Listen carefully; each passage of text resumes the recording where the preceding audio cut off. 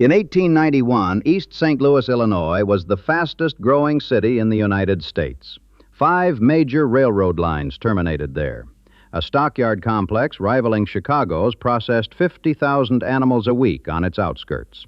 An aluminum refinery held a monopoly on bauxite processing for the entire North American continent. Factories lined the river making glass, chemicals, steel cars, locomotives, baking powder, and fireworks. The population was doubling every 10 years, and by 1920, with all of that industry humming, East St. Louis ranked 130th out of 131 American cities of comparable size in tax revenue. Second to last. A city surrounded by wealth it could not collect. If you want to understand what happened to East St. Louis, not the easy version, not the quick version, but the version that actually explains the money, you have to understand that fact. The industries were real. The jobs were real. The tax revenue was not. But this story starts long before anyone was counting taxes, with a man and a wooden platform on the Mississippi River. In 1797, Captain James Piggott, a Revolutionary War veteran who had reinvented himself as a frontier judge, began operating a ferry from the Illinois shore to St. Louis. The vessel, if you can call it that, was a wooden platform floated on hollowed-out logs, poled and rowed across one of the widest stretches of the Mississippi. The fare was whatever the market would bear. The service was whatever the river would allow. And the settlement that grew up around Piggott's landing, a few shacks, a trading post, the ferry house, was called Illinois Town. It had no particular reason to exist, except that St. Louis was on the other side, and people needed to get there. Piggott died 2 years later, of a fever, as they noted in those days, without further inquiry. His widow, Frances, leased the ferry to a man named John Campbell, who promptly stopped paying rent and tried to get a license in his own name. She sued, won, and placed the operation in more reliable hands. The ferry changed owners several more times before landing with Samuel Wiggins, who in 1819 acquired some 900 acres of Illinois riverfront directly across from St. Louis and began turning a crude crossing into something like a business. By 1820, he had a horse-powered ferry boat, 8 horses turning a horizontal wheel connected to a paddle, and by 1828, he launched the St. Clair, the first steam ferry on the Mississippi at that crossing. The Wiggins Ferry Company incorporated in 1853 with a valuation of $1 million, making it one of the wealthiest enterprises in the state of Illinois. Wiggins had a fleet of steam ferries with names fit for warships: the Sea Serpent, the Rhinoceros, the Antelope, and his holdings included a rock wharf stretching nearly a mile along the riverfront, warehouses, rail yards, depots, grain elevators, and the exclusive right granted by the Illinois legislature to 2 miles of riverfront opposite St. Louis. Between July 1872 and July 1873, the company transported 18,755 carloads of freight across the Mississippi by ferry alone. Taxes on Wiggins property in 1874 amounted to $814,700, and that did not include any of its leased holdings. Captain Joseph Brown, the company's former general superintendent, used his position as a springboard to the mayoralty of St. Louis and the presidency of the Missouri Pacific Railroad. The ferry was not just a business, it was a bottleneck, and bottlenecks make powerful men. Every person, every bushel of grain, every rail car that needed to cross the Mississippi at St. Louis had to pay the Wiggins Ferry Company for the privilege. Here was the essential nature of the place, visible from the very beginning. East St. Louis existed because of a crossing. Not because of what was there, but because of what was on the other side. It was a threshold. And whoever controlled the threshold controlled an astonishing amount of American commerce. When the Ohio and Mississippi Railroad pulled its locomotive, the San Francisco, down Main Street in 1857, it completed the first rail connection between Cincinnati and the Illinois bank of the Mississippi. By the end of the Civil War, 5 railroads terminated in the settlement. In 1861, the town formally changed its name. Railroad workers were paid $5 each to vote for calling it East St. Louis, which tells you something about both the ambition and the methods of the place from its earliest days. Then came two developments, within a year of each other, that would shape East St. Louis for the next century. In 1873, a group of Eastern financiers, railroad men mostly, invested in a massive stockyard complex on 650 acres of land called Gallagher's Pasture, just north of the city. The idea came from East St. Louis Mayor John Bowman, who envisioned a facility that would rival the Union Stockyards in Chicago. The St. Louis National Stockyards Company was formally dedicated that year. Its location was strategic. Railroads converged on East St. Louis from every direction, and live cattle were expensive to ship, so it made sense to gather them at a central point near the river. The stockyards would eventually employ 1,200 people directly, and the packing houses that grew up alongside them, Morris, Armour, Swift, Hunter, would each employ thousands more. By the early 20th century, the yards were processing 50,000 animals every week, and Armour and Swift each had about 4,000 workers on their payrolls. In 1954, the yards surpassed both Omaha and Chicago to become the largest hog market in the world. The hog capital of the nation. Until shortly after the Second World War, they were also the largest horse and mule market on Earth. The second development, in 1874, was the Eads Bridge. James Buchanan Eads, a self-taught engineer who had made his fortune salvaging sunken steamboats during the Civil War, designed the first bridge to span the Mississippi at St. Louis. With engineers Henry Flad and Charles Pfeiffer, and construction by Andrew Carnegie's Keystone Bridge Company, Eads built something that had never been attempted. 3 steel arches, the center spanning 520 feet, supported by piers sunk into the riverbed using pneumatic caissons, pressurized chambers where men worked in conditions so dangerous that several died from what was then called caisson disease, now known as decompression sickness. The bridge cost nearly $10 million, an almost incomprehensible sum at the time. On the 4th of July, 1874, an elephant was led across to prove the structure was sound, the popular belief being that elephants would refuse to set foot on an unsafe surface. Then 14 locomotives were driven back and forth simultaneously. President Grant dedicated it. William Tecumseh Sherman drove the Golden Spike. A parade stretched 15 miles through the streets of St. Louis, and the bridge went bankrupt the following year. The Eads Bridge went bankrupt because St. Louis, which had always been a river city, had no adequate rail terminal facilities to connect with the bridge. The railroads boycotted it. The tolls dried up. But the bankruptcy is one of the great ironies in the story of East St. Louis, because the bridge's financial failure is what created the financial structure that would both enrich and ultimately destroy the city. The bridge was eventually purchased by a consortium of railroads that reorganized as the Terminal Railroad Association of St. Louis in 1889.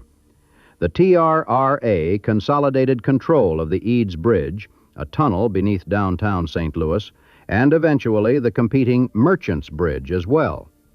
Having achieved a monopoly over every rail crossing of the Mississippi at St. Louis, the TRRA imposed what was called the arbitrary, a tariff charged to any freight entering or leaving St. Louis by rail. The arbitrary was, depending on your perspective, either a reasonable toll for maintaining a complex piece of infrastructure or one of the great shakedowns in American transportation history. It applied to all freight within a roughly 200-mile radius of St. Louis, but, and this was the critical exception, it did not apply to freight originating in East St. Louis. The Supreme Court eventually ruled in 1912 that the TRRA was an unlawful combination in restraint of trade, but the damage, or the benefit, depending on which side of the river you stood, was already done. If you manufactured something in East St. Louis and shipped it east, you paid no arbitrary. If you manufactured the same thing in St. Louis and shipped it east, you did. A capable and impartial expert named Perkins, testifying before the court, noted that the effect was to put the man doing business in St. Louis at a disadvantage with the man doing business at East St. Louis. The steelmaking town of Granite City, Illinois, was literally founded in 1896 to avoid the tariff. The result across the entire Illinois side was predictable. Industries that depended on rail shipping, which in 1890 was essentially all industries, had a direct financial incentive to locate in East St. Louis rather than St. Louis. Cheap Illinois coal was already there. Cheap Illinois land was there. And now, thanks to the arbitrary, cheap Illinois shipping was there too. The factories poured in. By the turn of the century, East St. Louis was producing aluminum, glass, chemicals, structural iron, steel railroad cars, locomotives, fertilizer, fireworks, concrete blocks, baking powder, and glucose.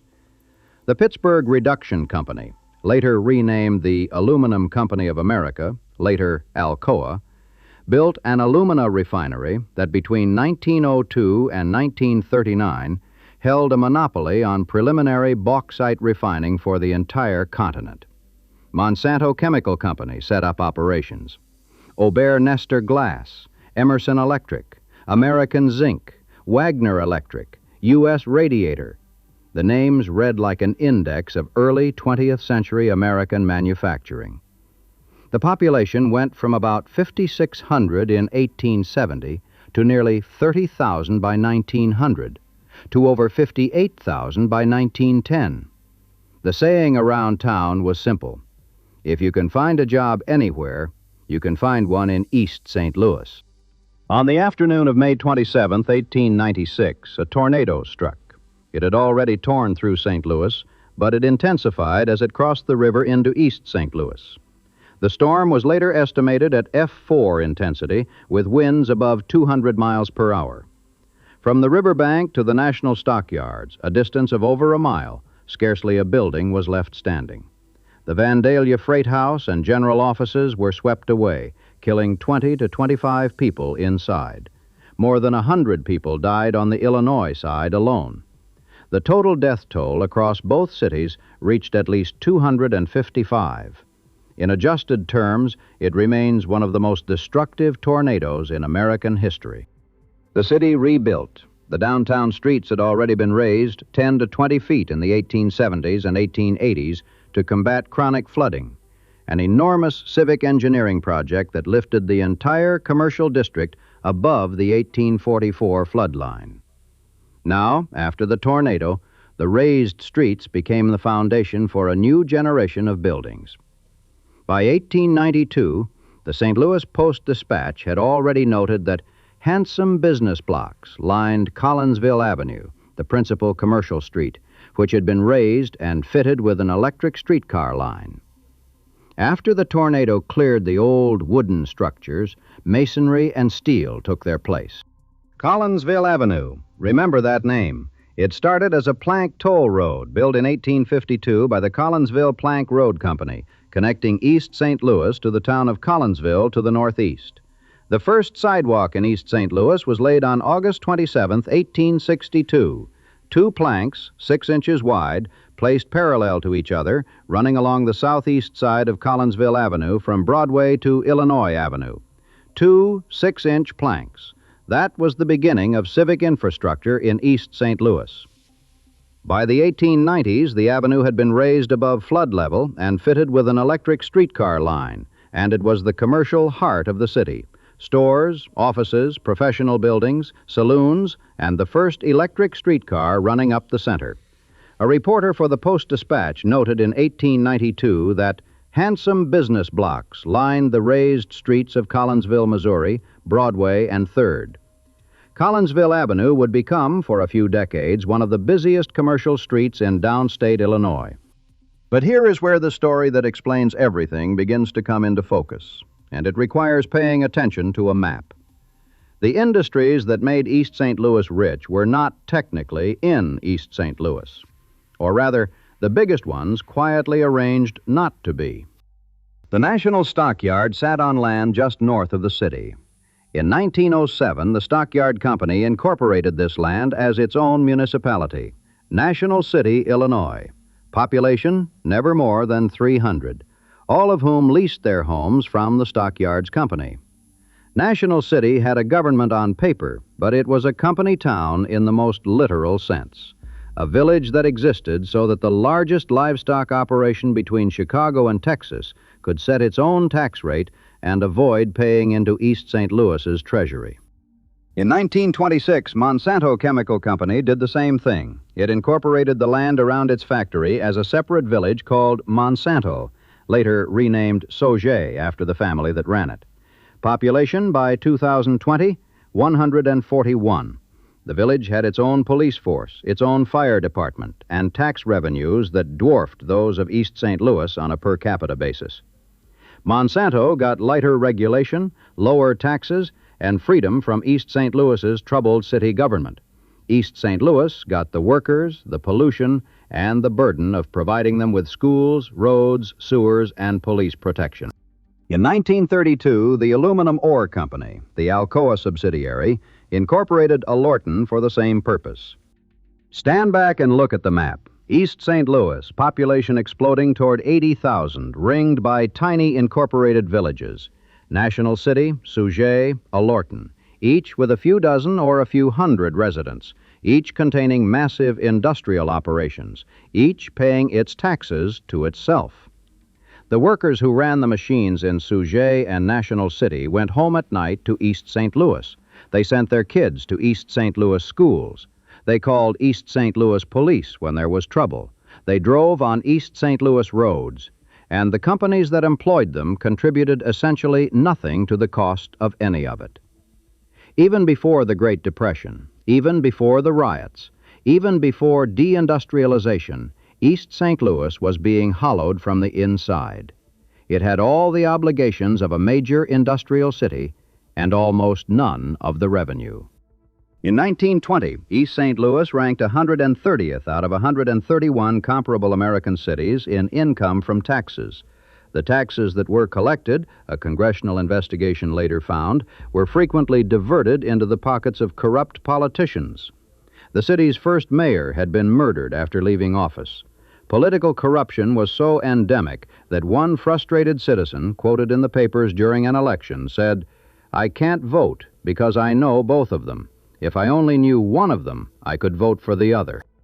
Into this combustible arrangement, rapid industrialization, a starved municipal treasury, endemic corruption, and a massive influx of new workers, came the match. In February 1917, workers at the Aluminum Ore Company went on strike. Management responded by hiring replacement workers, including hundreds of black men recruited from the Deep South. The company had advertised in southern newspapers, "Jobs in the North, good wages, a new life." The men arrived, often on boxcars.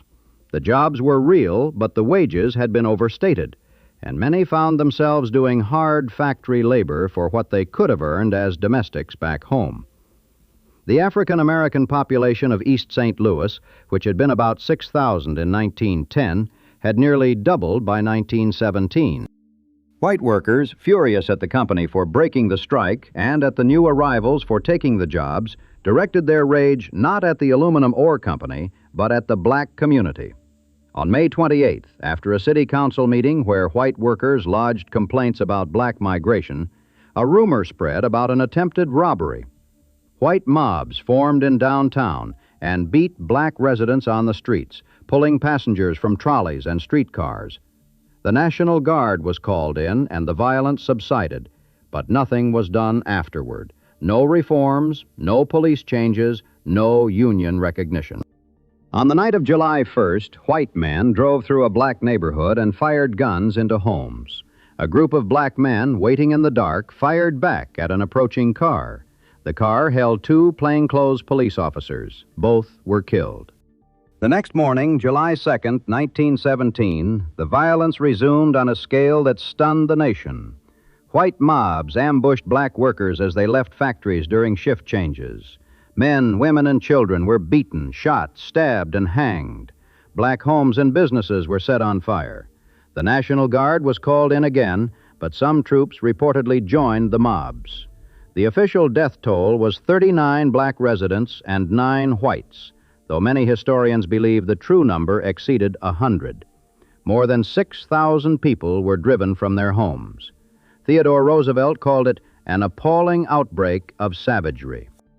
On July 28th, the NAACP organized a silent parade down Fifth Avenue in New York City. Thousands of people walking without a sound, carrying signs to protest the massacre in East St. Louis. It was one of the first major civil rights demonstrations in American history. The riot should have been the end of East St. Louis's ambitions. It was not. What happened instead was one of the most remarkable and most poignant building booms any small American city has ever seen. In the 1920s, East St. Louis decided to build itself into a real city, not a service town, not a rail yard with houses attached, a city with its own architecture, its own institutions, its own identity, separate from the colossus across the river.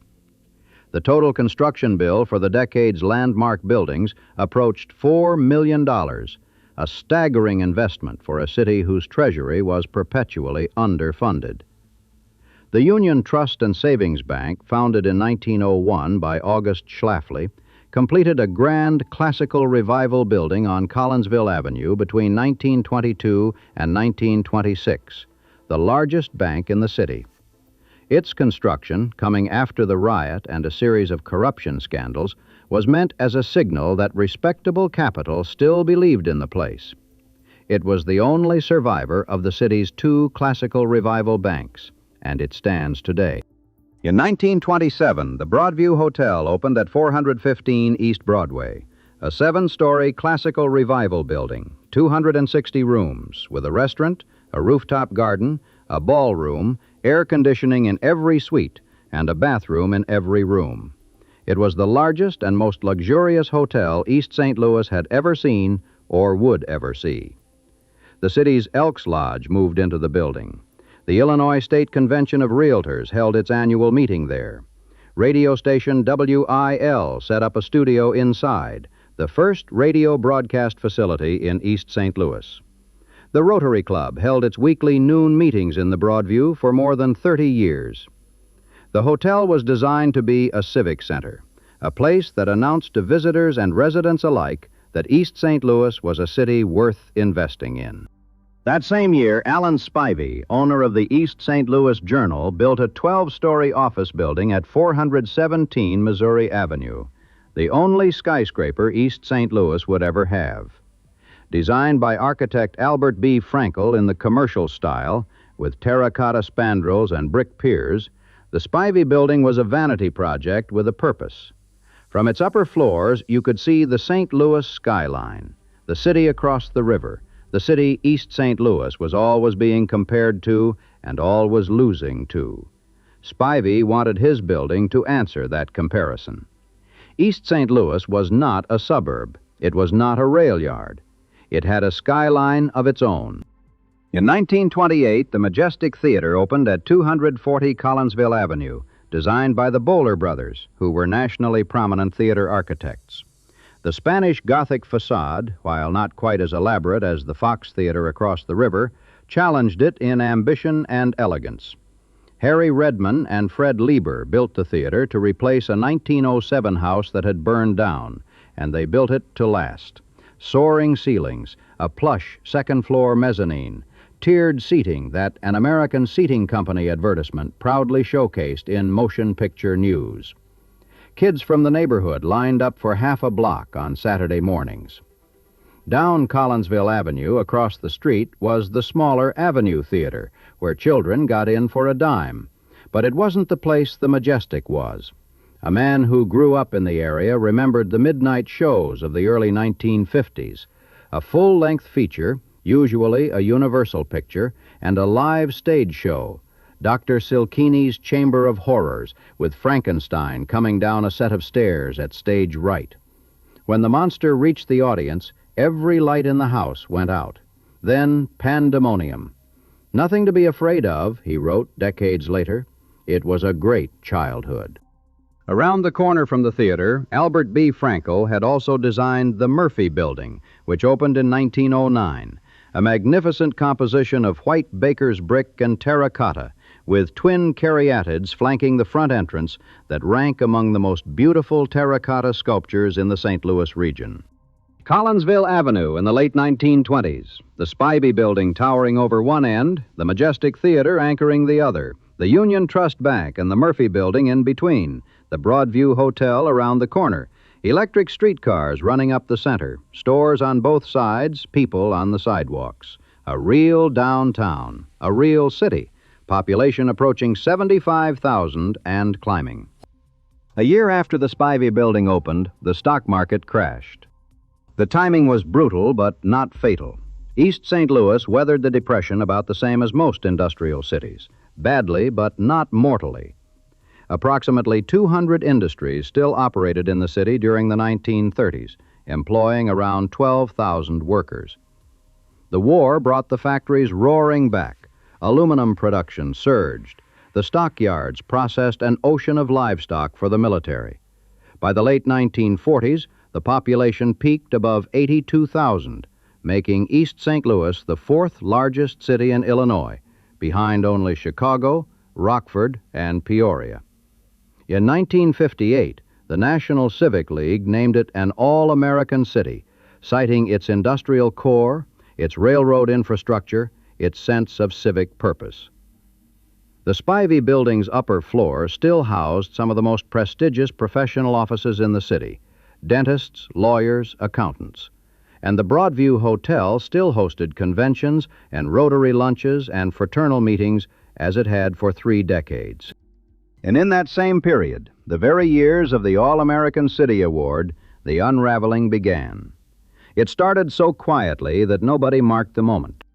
The Aluminum Ore Company, the Alcoa subsidiary that had precipitated the 1917 riot, that had held a continental monopoly on bauxite refining, that had operated from a sprawling complex at Missouri and 32nd Avenues, closed its East St. Louis refinery in 1958.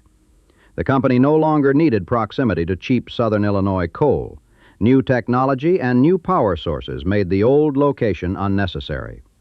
It left behind a contaminated industrial site so toxic that the bauxite residue was later used to fill in the former Pittsburgh Lake. The armor packing plant, which had employed 4,000 people at its peak, closed in 1959. Emerson Electric began a 1-year phase-out in 1966. Swift, the last of the great packing houses, closed in 1967. One by one, the factories left. But notice what did not change. The shell villages stayed. Sauget kept its Monsanto plant, its chemical facilities, its tax base, and its population of roughly 150 souls. In the mid-1990s, Monsanto ranked 5th among U.S. corporations for toxic chemical releases. The pollution migrated. An Illinois EPA study in 1988 found that an average of 120 pounds of organic pollution moved daily from Sauget into the surrounding area, which is to say, into East St. Louis. National City kept its stockyards operations, diminished as they were. Allerton kept what was left of the aluminum works. The tiny villages retained their industrial tax revenue.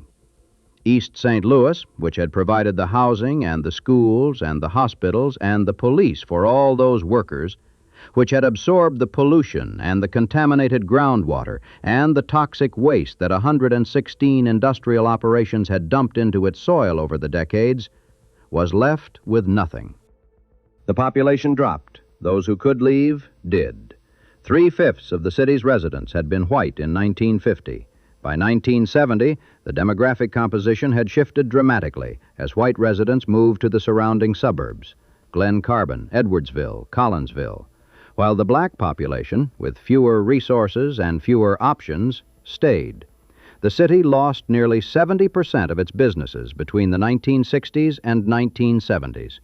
From 1970 to 2000, it lost another 55% of its population. The tax base collapse was catastrophic. Without revenue, East St. Louis began closing municipal agencies in the early 1970s.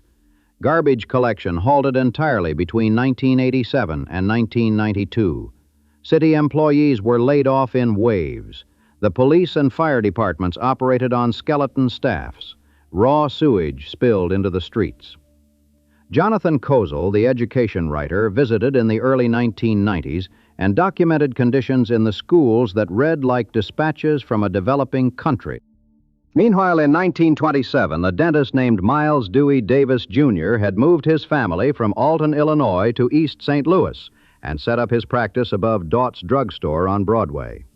He was an ambitious man, a graduate of Northwestern University Dental School, a member of Omega Psi Phi fraternity, the state educational director for the Elks Club.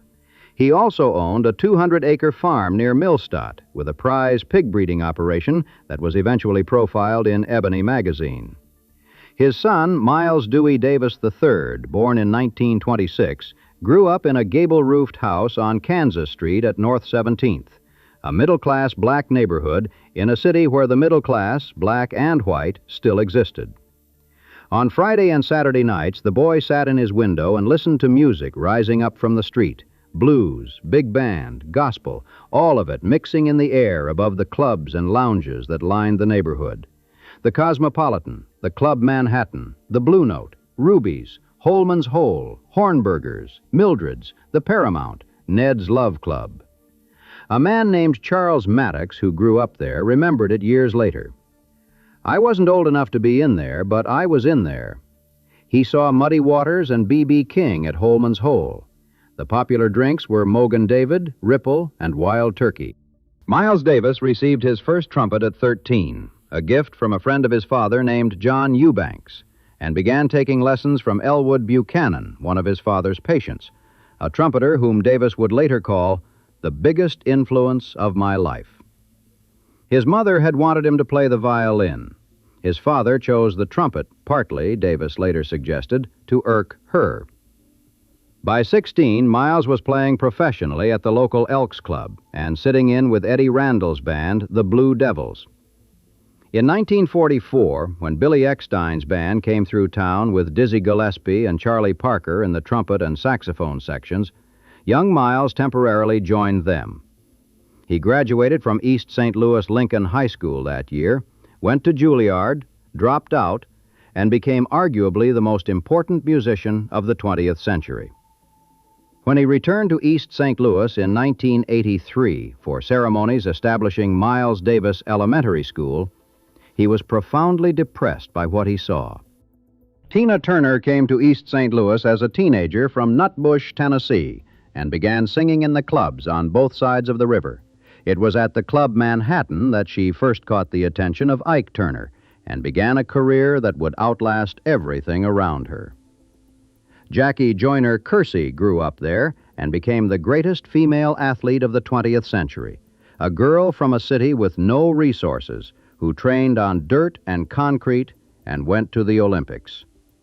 Katherine Dunham, the legendary dancer and choreographer, opened the Performing Arts Training Center in 1967 in the teeth of the city's collapse, partnering with Southern Illinois University Edwardsville because she believed that art could hold a community together when everything else had failed.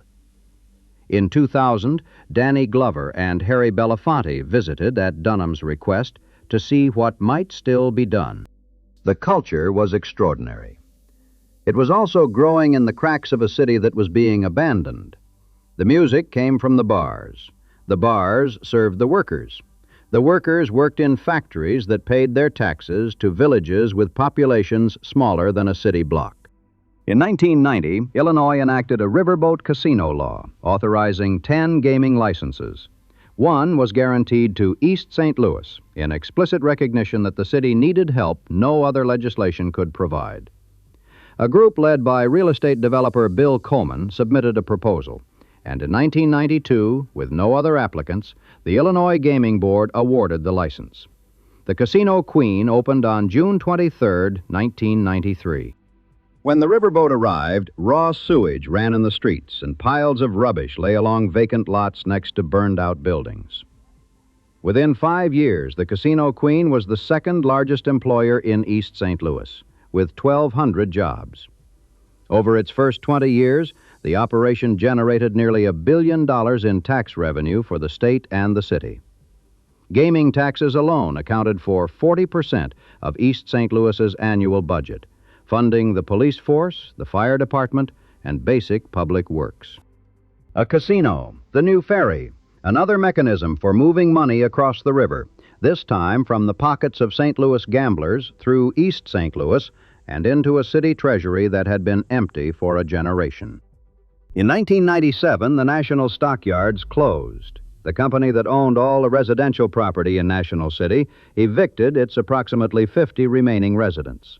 The following year, because it had no population, National City was dissolved by court order.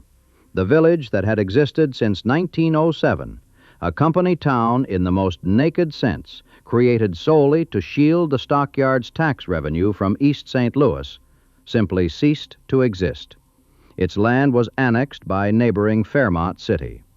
The concrete floor that had supported hundreds of livestock pens poked up through weeds and rubble. The Armor smokestack, 210 feet tall, the largest structure in the East St. Louis area, stood over an empty field. Today, Collinsville Avenue is still there. You can drive it. The Spivey Building stands at 417 Missouri Avenue, 12 stories of terracotta and brick, vacant since 1980, shedding bricks and chunks of facade in high winds. It is too expensive to demolish, which is the only reason it survives. In 2025, Landmarks, Illinois named it one of the state's most endangered historic places. The Majestic Theatre stands a block away, its auditorium stripped of seats, its roof partially collapsed, tarps draped over holes in the plaster. The Broadview Hotel, after sitting empty since the mid-1980s and vacant for nearly 2 decades after Southern Illinois University turned it back over to the city, was finally redeveloped in 2024 and 2025 as affordable senior housing. 109 apartments in a building that once had a rooftop garden and hosted the Jewish Federation of Southern Illinois for a gathering of 1,150 people. The Spivey Building still has views of the St. Louis skyline from its upper floors. Alan Spivey built it to prove East St. Louis was its own city, not a suburb. From the windows, you can see the Gateway Arch, completed in 1965, standing on the Missouri riverbank that James Piggott's ferry used to reach. The arch was designed to celebrate the westward expansion of the United States, the idea that St. Louis was the gateway to the frontier. Nobody built a monument on the East St. Louis side, but if they had, it might have commemorated a different idea, that some places exist not as destinations, but as crossings, and that the traffic that passes through them is not the same as the wealth that stays. East St. Louis's population in the most recent estimates is roughly 18,000. The median household income is under $31,000. 32% of residents live below the poverty line. About 1 in 2 children grows up in poverty. Sauget, next door, still has its chemical plants and its tax base and its population of 141. In the house on Kansas Street at North 17th, where Miles Davis once sat in his window listening to music from the street, a nonprofit has opened a small museum. The floors are the same ones he walked on. Jazz plays softly in the rooms. The block around it is largely empty, but the house is there and the music is playing, and on certain nights, if the door is open, you can hear it from the sidewalk, the way a 13-year-old boy heard it in 1939, floating up from a city that was already beginning to be taken apart by the people who used it most. A few blocks south, the river still runs. The Eads Bridge still stands, the oldest surviving bridge over the Mississippi, now carrying a light rail line that connects East St. Louis to downtown St. Louis in a few minutes. Below the bridge, the current moves the way it always has, south toward the Gulf, past the spot where Captain Piggott once floated his wooden platform on hollowed-out logs and charged whatever the market would bear to carry people across to the other side.